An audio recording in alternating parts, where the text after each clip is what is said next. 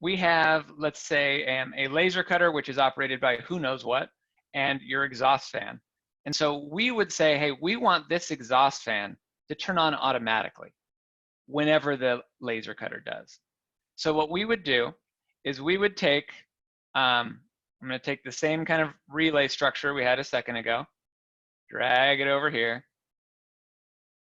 and say, for our exhaust fan, we're going to use this as a switch. And so I'm going to connect the switching side of this relay to our exhaust fan. Now, we need some way that the laser cutter can activate the coil, right? Because putting current through this coil on this side is what activates it. And so you can do that a number of ways. And to be clear, you can get relays with all kinds of coils. You can get relays that are made for different DC voltages in their coil.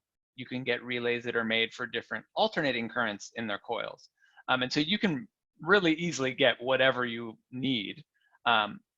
But for this example, we could do something as simple as, let's say, just wiring this up in parallel so that when our laser cutter has power, now our exhaust fan has power. Now you might be wondering, why don't we just like connect those if they're both AC? There could be a number of reasons. One is they could both be so big that they can't be on the same circuit. It could be that they're not physically located close to each other.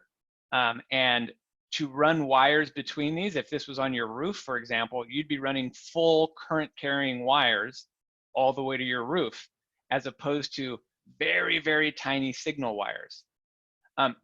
Or what we could even do on this, which makes it even a little easier, or maybe not easier, but a little more straightforward. And this is something I've done on laser cutters before. A little more hacky, but it works.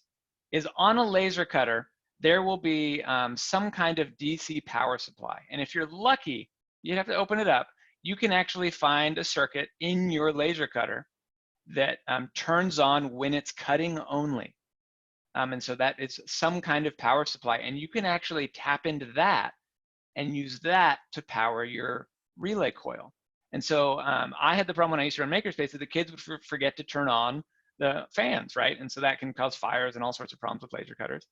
And so we basically wired it so that when the laser cutter was actually cutting, it activated the coil of a relay, which turned on our exhaust fan.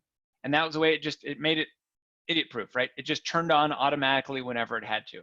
And when we're trying to think about making things safe all the time, the best way to do it is to make it so we're not only relying on people's kind of observations and actions.